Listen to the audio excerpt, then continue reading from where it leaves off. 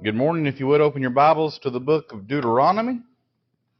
Deuteronomy chapter 6, that's where we're going to be beginning this morning. Sure is good to see everyone here this morning. You have several visitors. You're our honored guest. I'm glad to see you. Good to see your brother Sean back with us after his world travels. So glad to have him back with us.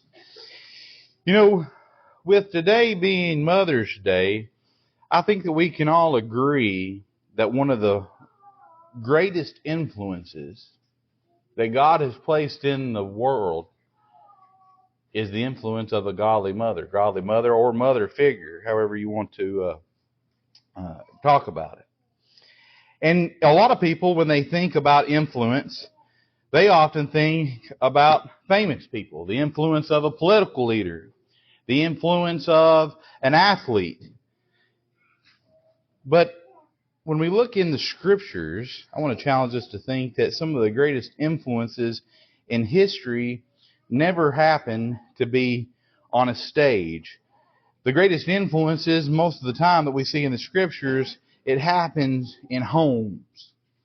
It happens through mothers and fathers who prayed, who sacrificed their time, their valuables, or whatever it might be. They corrected when they needed to, they encouraged when they needed to, and faithfully pointed their children towards God, trying to be the influence of being an imitator of Christ, as we see Paul speak about. And I would challenge to say that there are many here, even here today, that are in this building attending worship services or are a Christian because of the influence of their mother. Brett shaking his head. I know that's the fact with his mama. She's a good woman too. And when we think about it from a biblical aspect, I think about Moses. He had Jochebed, didn't he? You think about Samuel. We're going to talk about Samuel. He had Hannah. We think about the great preacher Timothy. He had Eunice and Lois. And that's what I want us to talk about today, is a lesson about influence in general, and something us dads too can learn from, is God's work through a mother's influence. I want us to begin our lesson in Deuteronomy chapter 6, because I think when we think about here Deuteronomy, of course, Deuteronomy is duonamis, meaning the second reading of the law. But when he is given this second reading of the law, he is making such great emphasis on what is most important, or should be most important, in the Israelites' life. So when we look at Deuteronomy chapter 6, I want to begin in verse 4. In Deuteronomy chapter 6 and verse 4, and I'll be reading from the New American Standard Version, it says, "Hear, O Israel, the Lord is our God, the Lord, He is one. You," speaking about the Israelites, "you shall love the Lord your God with all your heart, with all your soul, and all your mind. These words I am commanding you today shall be on your heart. You shall teach them diligently to your sons, and shall speak of them when you sit in your house, and when you walk by the way, and when you lie down, and when you rise up. You shall bind them as a sign on your hand, and they shall be as your frontals on your foreheads. You shall write them on the doorpost of your house and on your gates." That's a challenge to each and every single one of us in this room. Whether we have children, whether we have grandchildren, great-grandchildren, nieces, nephews, cousins, sister, brother, it don't make a difference. He's showing what needs to be priority in our life. And because of this, and of course with the theme of around today, May the 10th being Mother's Day, I want us to think about this as a lesson of influence. But I want us to think about how me and you, if you're a mother, obviously I'm not, I'm a father, but how if you're a woman here that have children, or you're a mother figure or somebody, or whatever it might be, well, how can you be of influence and working in the kingdom? Billy, how can you as fathers be influencing the kingdom? Because when we think about the aspect of mothers, I think that, went too far. God's work is through mothers. When we think about what He does and through us, we have a great work before us. Because, being a mother, being a father, being of the ability of responsibility of raising is a child is a blessing. You know, when you think about, I think about Psalms chapter 127.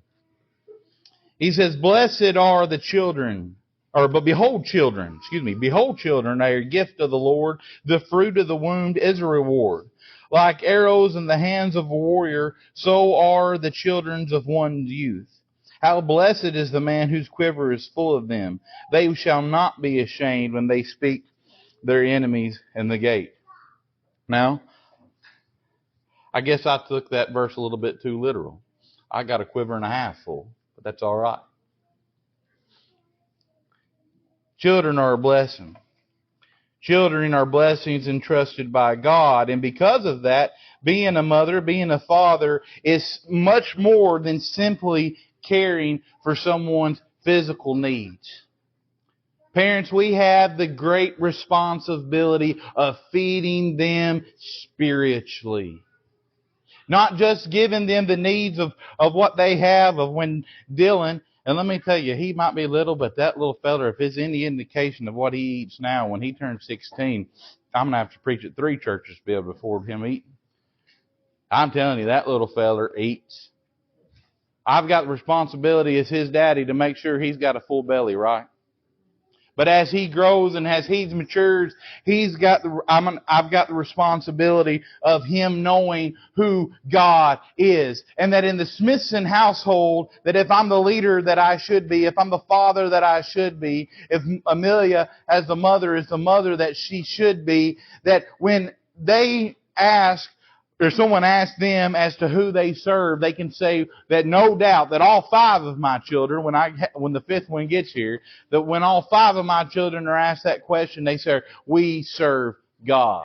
And there's no question as it, and I've made the determination, and I'm ashamed to say it wasn't always like that, but I've made the determination that from this point forward, that when my children are raised, that the thing that comes first isn't deer hunting. It isn't the farm. It isn't Drake's Farm Service. What comes first is Christ. What comes first is what's written in these 66 books that I carry with me. Now, you can make that determination as to whether you're going to make that a priority in your home or not. I hope you do. But because children are a gift from the Lord, as we see in Psalm chapter 127 and verse 3, we have to have the idea and attitude that we are going to be the greatest spiritual influence in their life. And as I said, I think one of the greatest spiritual influences that a child can have is their mother. If you flip over to the book of Exodus, turn over there with me. In Exodus chapter 2,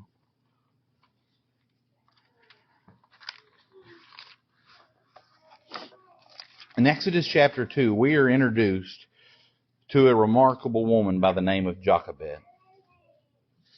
Exodus chapter 2 and verse 1, it says, "Now a man from the house of Levi went and married a daughter of Levi.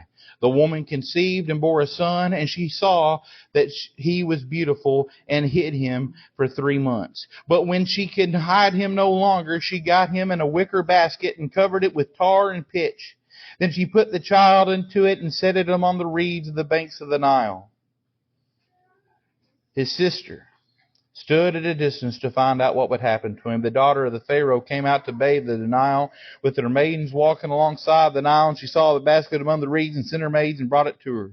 When she opened it, she saw the child, and behold, the boy was crying. And she had pity on him, and she said, 'This is one of the Hebrews' children.' Then his sister said to Pharaoh's daughter, 'Shall I go and call a nurse for you from the Hebrew women, that she may nurse the child for you?' Pharaoh's daughter said to her, 'Go ahead.' And so the girl went and called the child's mother. Then Pharaoh's daughter said to her, 'Take this child away and nurse him for me, and I will give you your wages.' So she took the child and nursed him. And as the child grew, she brought him to Pharaoh's daughter, and she became her son. And she named him Moses, and said, 'Because I drew him out of the water.'" When we look at this woman of being Jochebed, before Moses, Moses is a nobody at this point. He's just the son of a Levite.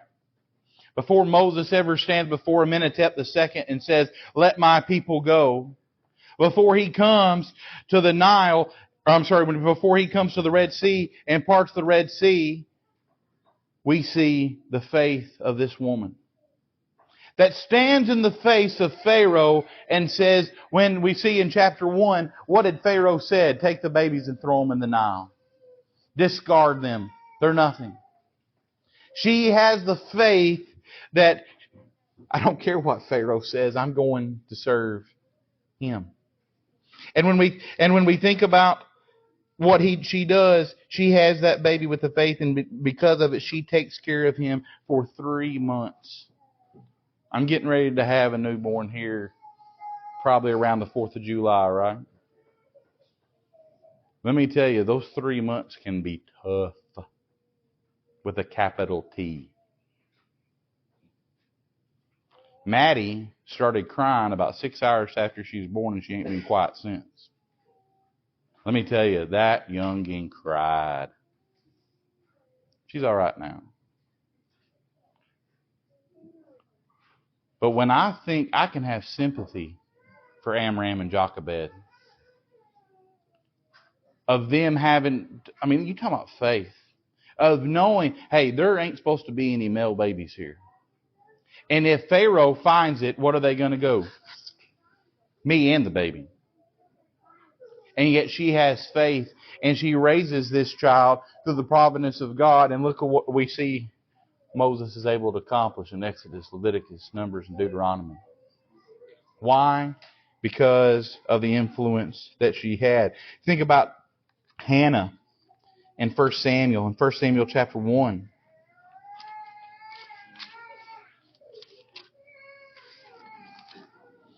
In 1 Samuel chapter 1, it's interesting if you look at the story of Hannah, a woman that is barren, a woman that wants a child, and we see her go and pray to God. We look at 1 Samuel chapter 1 and verse 27. He is finally born. It says, "For this boy I have prayed, and the Lord has given me my petition, which I asked for of him. So I also dedicated him to the Lord, so that as long as he lives, he is dedicated to the Lord." Well, and we see in chapter 2 her prayer.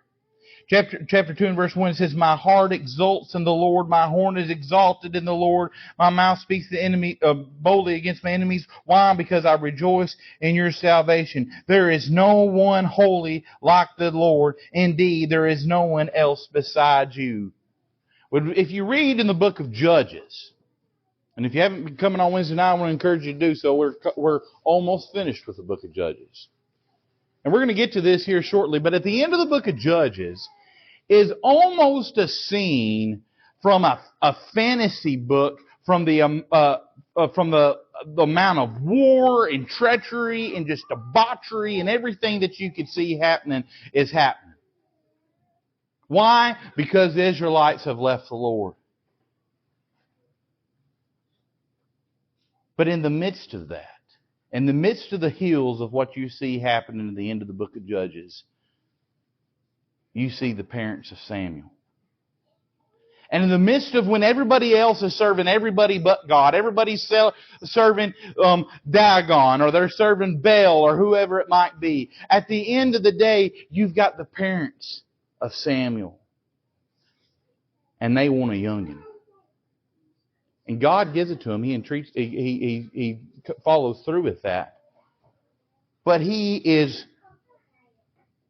found serving, she too, their parents are found serving God in the midst. Now, they could have allowed Samuel, growing up in the world that he lived in. We take Eli, who's supposed to be a judge at the time. You take Eli's sons. Crooked as crooked could be, weren't they? They could have said, well, everybody else is letting them be raised that way. We'll just let them be that way too. No, what do they do?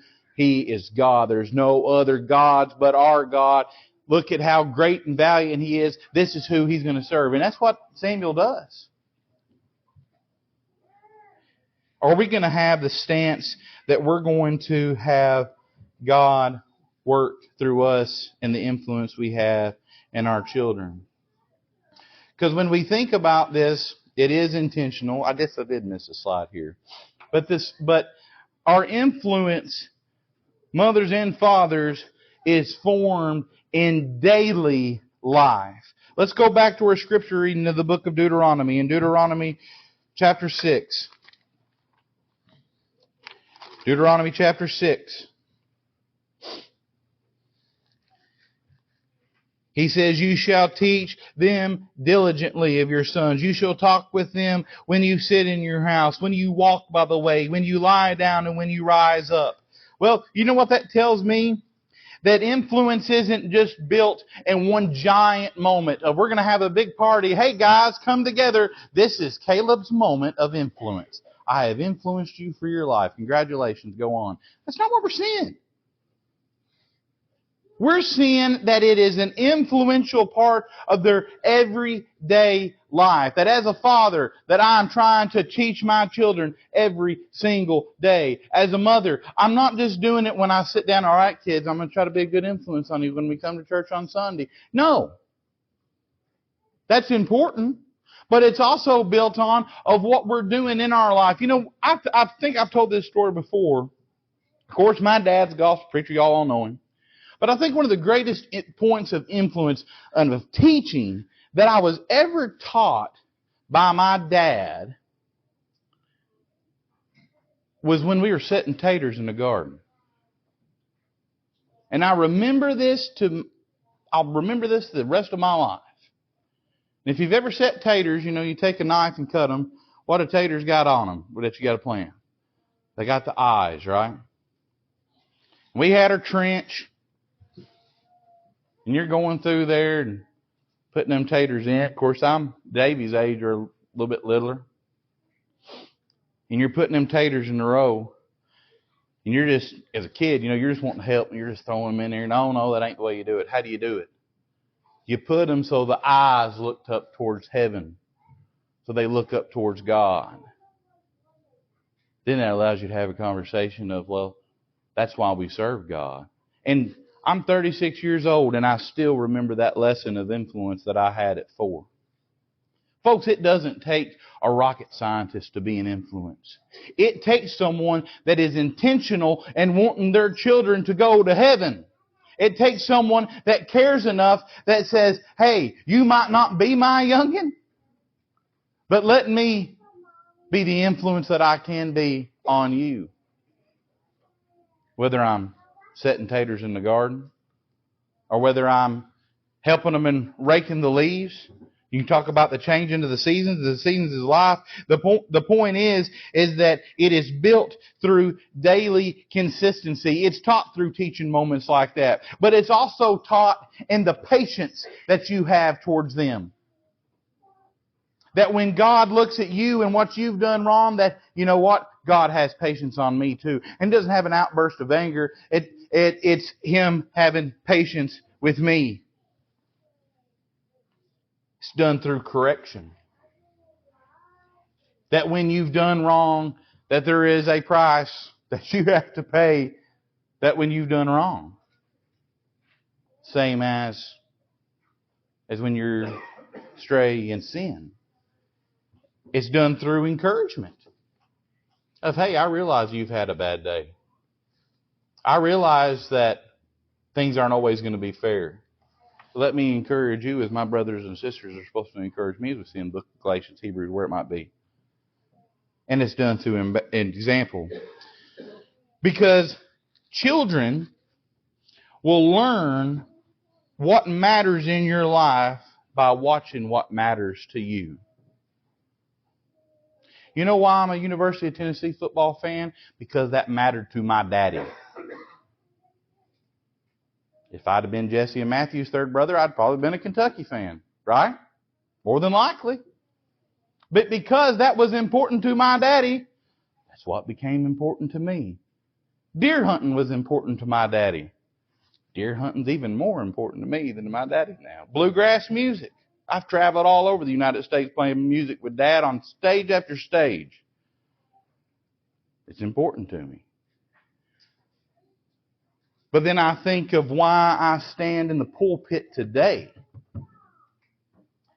It's because it was important to my dad. It was important to my mom. That they made going to church not just an option, it was part of who we are. It is a part of my identity. And I'm doing the best that I can. I'm not a perfect parent by no means. Y'all seen that. But that when my children look at me and preach in this pulpit, y'all don't get here early enough, some of you, to see what Davey does. But when all the times I'm getting my sermon up here, Davey, of course, he's trying to be an imitator of me, right? He'll come down to this little right here, and he'll go, Church of Christ. That's what he does. Why? Because he's seeing my influence. Whether I'm a good preacher or a bad preacher, whatever, he knows that Daddy stands for preaching the Word. Now, never mind the fact he says he wants to be a paleontologist preacher, but you know what? He understands the importance of preaching the Word. Your influence might be different. Your parenting style is different than mine. But the point is that I'm trying to convey is that we have got to, whether it's your youngin', my youngin', it doesn't make a difference, is that when they look at us, they are able to know where our priorities lie.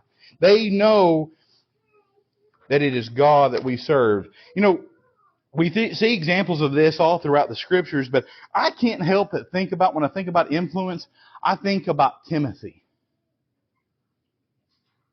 You take Timothy. There is no example, if you turn over to the book of 2 Timothy, there is no example that we see anywhere that a father was present. Maybe there was, but if there was, he must have not done much because it wasn't recorded. But when we look at 2 Timothy chapter 1, and Paul is addressing Timothy, who does he bring up? He says, For I am mindful in the sincere faith within you that first dwelt in who? Your grandmother Lois and your mother Eunice. And I'm sure that it is found in you as well. Sincere faith. A desire to serve. Look over just a couple of more verses in chapter 3 and verse 14. He continues this thought. He says, However, continue in the things you have learned and have been convinced of, knowing from whom you have learned them, and that from childhood you have known the sacred writings which are able to give you the wisdom that leads to what? Salvation. Salvation through faith which is in Christ Jesus. Timothy would not have known that had it not been for his mother. Would it had not been for his grandmother? You don't think you'd have the ability to teach? You don't think you have the ability to be an example? Look around you. At your children, at your grandchildren, at your neighbors, your nieces, your nephews, whoever it might be. Because a mother's influence, a father's influence carries weight. You know, I think about all the Christmas presents that I ever received growing up. I can remember a few of the big ones, you know. 30-30 rifle when I turned 15. But all the other stuff in between, it was special at the time, but I don't remember that. But I'll tell you one thing I'll never forget is the faithfulness and instruction my parents gave me. That as long as I live, that influence, what we're talking about, this influence is impressed on my brain. And we think about Timothy. Timothy learned the Scriptures from his mama and grandma long before he became a preacher. And yet as a man, when he is preaching, that's what stayed with him. Yeah, my mama's a good cook and my mama's made a lot of good recipes and all that. But you know what? I can't remember every meal I've ever ate, but I can remember what they taught me. That's what matters. That's what matters. We can do our best to work through our whole life to be able to write it when we die, that the lawyer comes up after probate court and say, "Hey, congratulations, Mr. Smithson, you have $1.5 million that your dad saved up. He left you a great thing to build on." Okay, that's cool. But at the end of the day, what does it matter? Nothing. Nothing. Half of us can get taken in taxes more than likely anyways, right? What matters is what you have taught your children about Jesus, about your home that is prepared for you by your Savior. That's why if we look over the book of Colossians, in Colossians chapter 3, in Colossians chapter 3 and in verse 16, what does it say? It says, "Let the word of Christ richly dwell within you." How is it going to dwell within you unless you have been taught it?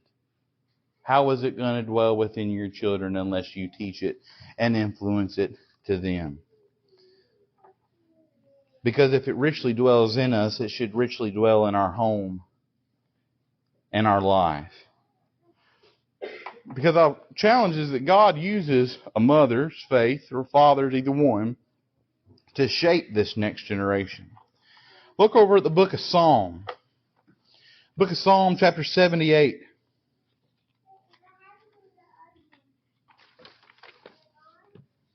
In Psalm chapter 78 in verse 4. He says, "We will not conceal them from our children, but to tell the generation to come the praises of the Lord and His strength and His wondrous works that He has done." You know, faith in God and service to God has a ripple effect. You know, God never intended His faith or service to Him in faith to stop with one generation. Children, obviously, when they leave the home, can still make their own choices. But statistically, a child that has had instruction, a child that has had an environment that will help create growth in faith, and one that reveres God, statistically, they have the back end and stay true. It's not always the case, but even if they do leave, they know who they are to serve. And that's why when Paul told Timothy that in 1 or 2 Timothy chapter 1 and verse 5, that he said that he had the genuine faith that was in him, that had first dwelt in Lois and Eunice. You know, Timothy, when we think about Timothy, Timothy had seen that influence, that genuine faith. He had seen that lived out in front of him every single day. Because children, and I learn this more every single day, children are some of the greatest judges of character that we can meet. Children, even though you might be able to fool them by thinking you pulled your finger off or whatever, when they can tell when something is real. They can tell that whether your service to God is real or if it's just something that you're doing to put on a show. Children can see that. They know when your worship is sincere. That whether you're sitting on the pew just going, "Boy, the fish are biting. Boy, I wish he'd shut up so we can get out of here." I can't say nothing. My boat's hooked up to my truck right now. It is. Kids are dying to go jugging this afternoon.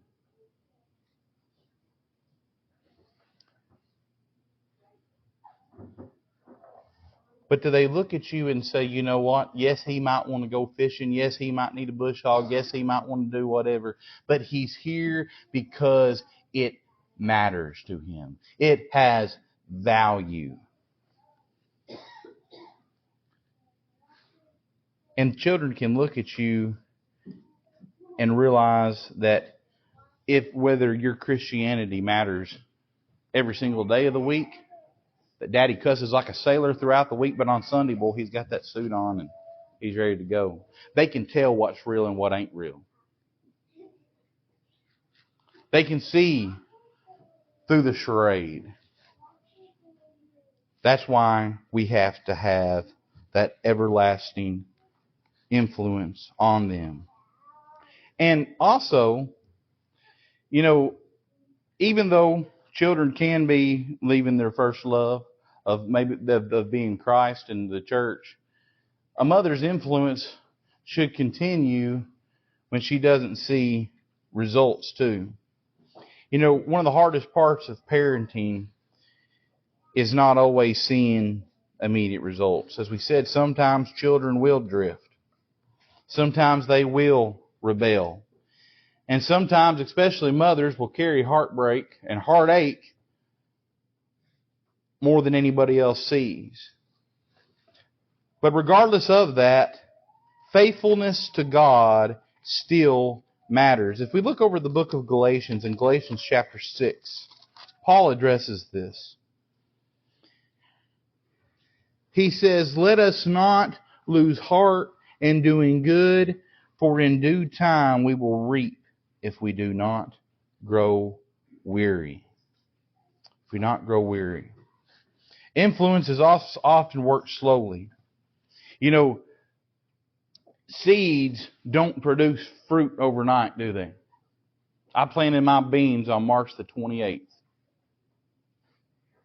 They're about that big.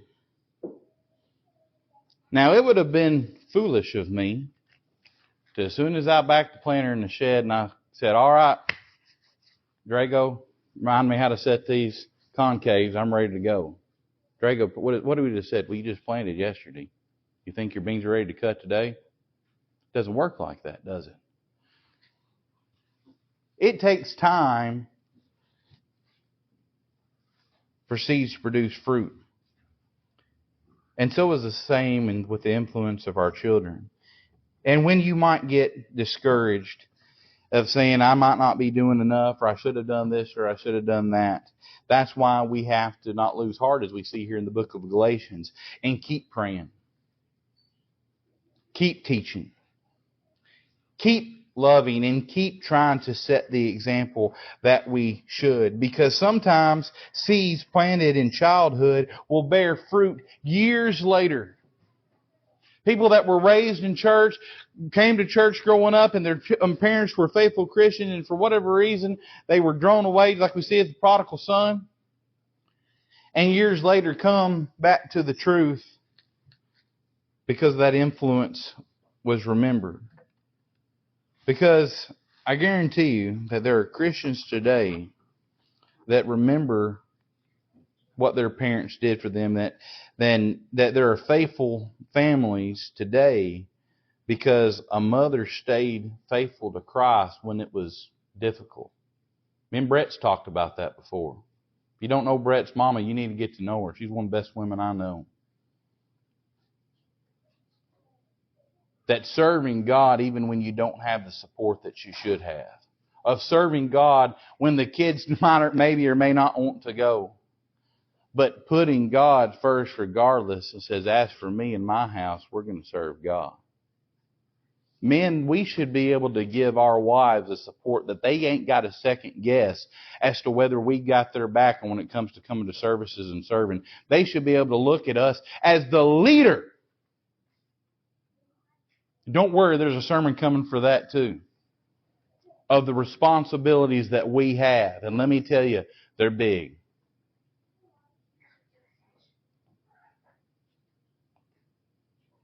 But to the women that may or may not have a husband that is leading that, praise be to you that you've got the determination to be here and to raise your children and grandchildren, whatever it might be. They can look at you and see the influence that you have and that you put Christ first. That's not easy, especially when you're not getting the support that you need.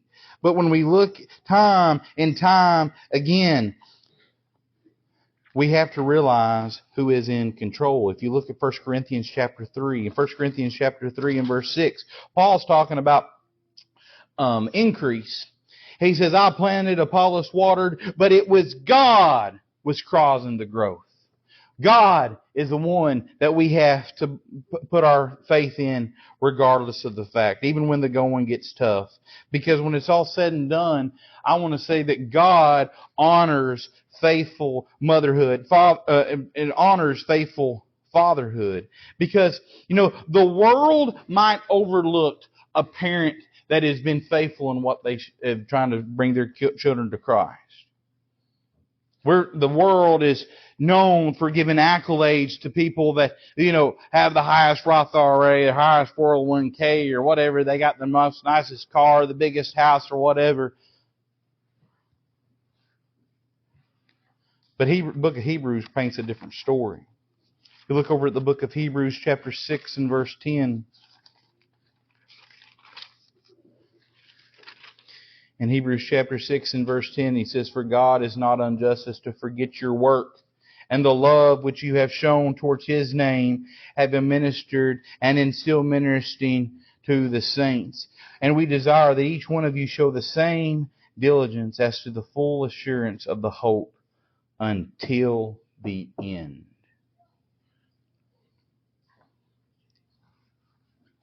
God sees your effort. He sees the prayers that you make. He sees the acts of love, the acts of influence. And even when being faithful to Him might seem unnoticed, there is someone that looks and sees, and that's God. Because God sees what others overlook. It makes me think about, of course, we're all familiar with Proverbs chapter 31, of, the virtuous woman. But when you think about chapter 31 and verse 28, he says, "Her children rise up and bless her. Also her husband, and he praises her." One of the greatest blessings that a person can have is a mother, grandmother, or mother figure, whatever it might be, that has done what they can do to point them to Christ. Now, no mama's perfect. Mine ain't perfect. She's close. She ain't perfect. Every parent has regrets in the parenthood process. There's things, my oldest ain't quite 10 yet, but there's things that I regret that I just wish I should have done differently. But God honors those who are faithful in trying to teach their children to pray, that try to teach their children to teach or be influenced for good. Because as we see time and time again, if you look over the book of Colossians, in Colossians chapter 3, in Colossians chapter 3 and verse 23, he says, "Whatever you do, do your work heartily, as for the Lord rather than for men, knowing that from the Lord you will receive the reward of inheritance." Why? It is the Lord Christ whom you serve. That's who we serve. Because the greatest influence we could have, the greatest work that we could have, it's not on a stage. It's not in front of crowds, but it's every day in our homes. And it's through mothers and fathers who pray and teach and encourage and sacrifice and stay faithful to God and putting Him first day after day. So to everyone that's here, I want us to encourage us from one final verse in Proverbs chapter 22 and verse 6. Where the proverb writer says, "Train up a child in the way that he should go, and when he is old, he shall not depart from it." That's our challenge. That's our rally cry. But the fact is, we all, at some point in our life, will depart from the Lord and turning our back on Him through sin. The book of Romans says, everyone has fallen short of the sin and fallen short of the glory of God. And because of that, we need salvation. Me, you, every person that's ever been born by a mama need salvation. What was it Barney Fife said? All of God's children need salvation. Maybe you're here this morning and you have turned your back on the teachings of what you had when you were younger. If you believe that Jesus is the Christ, the Son of God, and you're willing to repent, quit living for yourself, and start living for Him, and are willing to confess that He is the Christ, the Son of God, and are willing to be baptized with the watery grave of baptism and be risen up, let me tell you, there's no greater gift to give to your mama on Mother's Day than to know that you have given yourself to God. That is a true gift. Maybe you're here and you've not been living like you ought to. You have forgotten the things that you've done. Come back to God before it's too late. Let's all leave here this morning ready for the Lord to come back.